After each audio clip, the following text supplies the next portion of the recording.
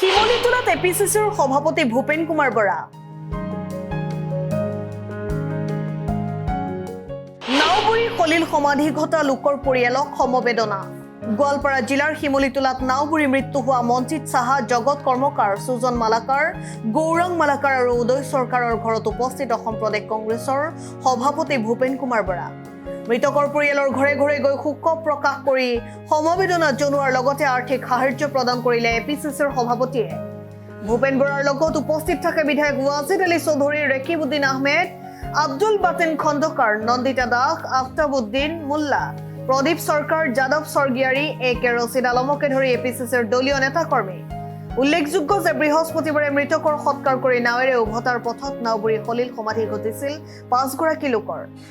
শিমলীটোলাত নাও দুৰ্ঘটনাত যি 5 গৰাকীৰ কৰুণ মৃত্যু হৈছে, আমি অসম প্ৰদেশ কংগ্ৰেছ কমিটি, আমাৰ কংগ্ৰেছ বিধায়িনী দলৰ মাননীয় সদস্যসকল, আমাৰ 2 গৰাকী স্থানীয় বিধায়ক, এইটো আমাৰ দায়িত্ব যে এনেকুৱা এটা কৰুণ বিপদৰ সময়ত আমি পৰিয়াল 5টাৰ কাষত থিয় দিছোঁ। কিন্তু মই চৰকাৰক এষাৰ কথা ক'ম যে মটৰ চাইকেলৰ ক্ষেত্ৰত এখন আইন আছে যে এখন মটৰ চাইকেলত 2জনতকৈ বেছি যাব নোৱাৰে, হেলমেট লগাই যাব লাগিব। এখন মাৰুতি কাৰত 5জনতকৈ বেছি যাব নোৱাৰে আৰু ড্ৰাইভাৰৰ গুৰিত ড্ৰাইভিং লাইচেন্স আৰু ইঞ্চুৰেঞ্চ থাকিব লাগিব। নাৱৰ ক্ষেত্ৰতো এটা ৰেগুলেশ্যন বহু দিনৰ পৰাই, এইটো অসমত প্ৰথম নাও দুৰ্ঘটনা নহয়। নাও দুৰ্ঘটনা হয়, চৰকাৰে আহি পেলাই খবৰ লয়, DCয়ে 4 লাখকৈ টকা দিয়ে, আমাৰ দায়িত্ব শেষ হৈ যায়। স্কুটাৰখনটো প্ৰাইভেট, ব্যক্তিগত স্কুটাৰ। স্কুটাৰৰ কাৰণে যদি ৰেগুলেশ্যন আছে, গাড়ীৰ কাৰণে যদি ড্ৰাইভিং লাইচেন্স, ইঞ্চুৰেঞ্চৰ ৰেজিষ্ট্ৰেশ্যন আছে, মাজুলী নাও দুৰ্ঘটনা হোৱাৰ পিছত লাইফ জেকেট লগোৱা ব্যৱস্থা কৰা হ'ল, কিন্তু ৰেগুলেশ্যন আজিও নহ'ল। গতিকে যোনেই নাও নিকিনক, যোনেই ব্যক্তিগত পৰিয়ালৰ নাও নহওক, সেই নাওখনে পানীত নমোৱাৰ সময়ত কেইজন মানুহক বহন ক্ষমতা আছে, আৰু নাওখনৰ যিজনে কিনিব, যেনেকৈ স্কুটাৰ এখন কিনিলে ৰেজিষ্ট্ৰেশ্যন হয়, ব্যক্তিগতভাৱে নাও কিনিব, এখন স্কুটাৰৰ দাম এখন নাৱৰ দাম স্কুটাৰতকৈ বেছি, কিন্তু স্কুটাৰ কিনিলে ৰেজিষ্ট্ৰেশ্যন হয়। ৰাইজক গাত দুখ জাপি দি সমবেদনা জনোৱাত চৰকাৰে দায়িত্ব সামৰিব নালাগে। এই পৰিয়ালকেইটাক আজি যিটো অৱস্থা হৈছে, আমি বুজাবলৈ ভাষা নাই। প্ৰত্যেকটো পৰিয়ালৰ মূল উপাৰ্জনকাৰীজন আজি শেষ হৈ গ'ল। এতিয়া ভুল বকি আছে।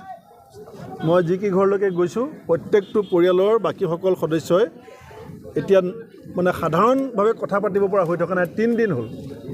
কি কাৰণে? এঘৰ মানুহত গৈছোঁ, মানুহজনৰ 8,000 টকা মাহত দৰৱ খাব লাগে। এটা 4 বছৰীয়া শিশু, এটা 8মহীয়া শিশু হেৰুৱাই পেলাই এতিয়া এগৰাকী নৱবিবাহিতা, তাই আজি অকাল বৈধৱক সামৰি ল'লে। সেইকাৰণে মই ভাবোঁ যে মই কাকো দোষাৰোপ কৰি কথাটো কোৱা নাই, কিন্তু এইটো যি কাৰণতে নহওক, আজি অলপ দিনৰ আগত ধুবুৰীত নাও দুৰ্ঘটনা হৈছে, মাজুলীত নাও দুৰ্ঘটনা হৈছে, এটা একাউণ্টেবিলিটি ফিক্স হ'ব লাগে। কিন্তু এই নাওখনত য'ত 26জন মানুহ উঠিছে, কোনোবাইতো দায়িত্ব ল'ব লাগিব। সেইকাৰণে মই ভাবোঁ যে চৰকাৰে এই পৰিয়ালকেইটাৰ এটা দায়িত্ব ল'ব নে নলয়। মই আমাৰ বিধায়কসকলকো ইতিমধ্যে অনুৰোধ কৰিছোঁ, আমাৰ যি 8 গৰাকী বিধায়ক ইয়াত আছে, যে গোটেইকেইজন বিধায়কে গৈ মুখ্যমন্ত্ৰী ডাঙৰীয়াৰ সৈতে কথা পাতি, কাৰণ পৰিয়ালৰ মুৰব্বী শেষ হৈ গ'ল। এতিয়া অনাহাৰ অনিদ্ৰাত এই পৰিয়ালকেইটাই সময় কটাইছে। যিকেইটা এক্স গেছিয়া পইচা পায়, সেইকেইটা তেওঁলোকক দৰৱ খাবলৈকে নোজুৰিব। গতিকে ইয়াত সংস্থাপনৰ প্ৰয়োজনীয়তা আছে, আৰু সংস্থাপন ল'ব পৰা ব্যক্তি তেওঁলোকৰ পৰিয়ালবিলাকত আছে। আমি য'ত পূৰ্ণাস্তি, আপোনালোকে জানে যে আমি বিৰোধী দল, আমাৰ বিধায়কসকলৰ সহযোগত আমি য'ত পূৰ্ণাস্তি সহায় কৰিছোঁ, আৰু আমি এসপ্তাহ 10 দিনৰ পাছত আমাৰ 2 গৰাকী স্থানীয় বিধায়ককে কৈছোঁ, আমাৰ এ কে ৰছিদ আলম ডাঙৰীয়া আৰু যাদৱ স্বৰ্গীয়াৰী ডাঙৰীয়াক আমি কৈছোঁ যে তেওঁলোক দুজনে এতিয়া পৰিয়ালটো শান্ত হৈ থকা নাই, অত্যন্ত মানসিক কষ্টত ভুগি আছে।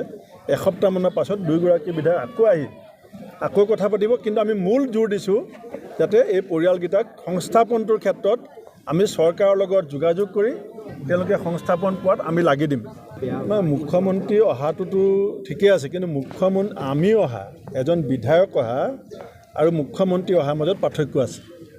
বিধায়কজন জনপ্ৰতিনিধি, জনতাৰ কণ্ঠ হ'ব পাৰে, কিন্তু মুখ্যমন্ত্ৰীজনে এক্সিকিউটিভ পাৱাৰ আছে, কাম কৰি দিব পাৰে।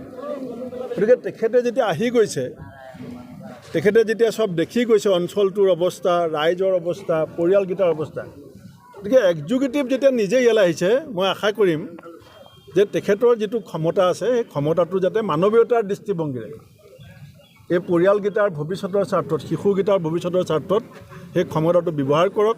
আৰু ভৱিষ্যতে যাতে নাও দুৰ্ঘটনাৰ ক্ষেত্ৰত, যেনেকৈ স্কুটাৰ এক্সিডেণ্টৰ ক্ষেত্ৰত আমি কটকটীয়া আইন কৰিছোঁ যে হেলমেট নলগালে ফাইন হ'ব, ৰেজিষ্ট্ৰেশ্যন নাথাকিলে ফাইন হ'ব, ইঞ্চুৰেঞ্চ নাথাকিলে ফাইন হ'ব, তেনেকৈ নাও ডাঙৰ সৰু যোনেই নকিনক এটা কঠোৰ আইন এখন প্ৰণয়ন কৰাটো কিন্তু অসমত প্ৰয়োজন আছে। কাৰণ এতিয়াও আমি নাওমুক্ত জনজীৱন নহয়, নাও বাদ দি এতিয়া বহু অঞ্চল চলিব নোৱাৰে, গতিকে নাও আমি বন্ধ কৰিব নোৱাৰোঁ। গতিকে নাও থাকিব, কিন্তু এখন আইন থাকিব, এইটো মই আহ্বান জনাইছোঁ। মাটিয়াৰ পৰা চাহানুৰ ইছলামৰ ৰিপৰ্ট, অসম টাইম। ৰাইজৰ কণ্ঠ, অসম টাইম। ঘৰত আনন্দ আৰু সম্পৰ্কৰ চমক বজাই ৰাখিবলৈ জৰুৰী হৈছে সকলো আনন্দময় মুহূৰ্তত মৰমৰ উপহাৰ দিয়াটো। সেইবাবে মধুশ্ৰী জুৱেলাৰ্ছে আনিছে সকলো ৰঙীন ক্ষণৰ বাবে বিশেষ গহনা। হীৰাৰে হওক, সোণৰে হওক বা ৰূপৰে হওক, শ্ৰেষ্ঠ ডিজাইনছ আৰু হলমাৰ্কযুক্ত গহনাই ৰাখে সম্পৰ্কক নিখুঁত। তেনেহ'লে আজিয়ে আনক আনন্দ মধুশ্ৰী জুৱেলাৰ্ছৰ সৈতে। যোগাযোগ কৰক 7002800341 নাইবা ভিজিট কৰক LNB ৰোড, নলবাৰী, অসম।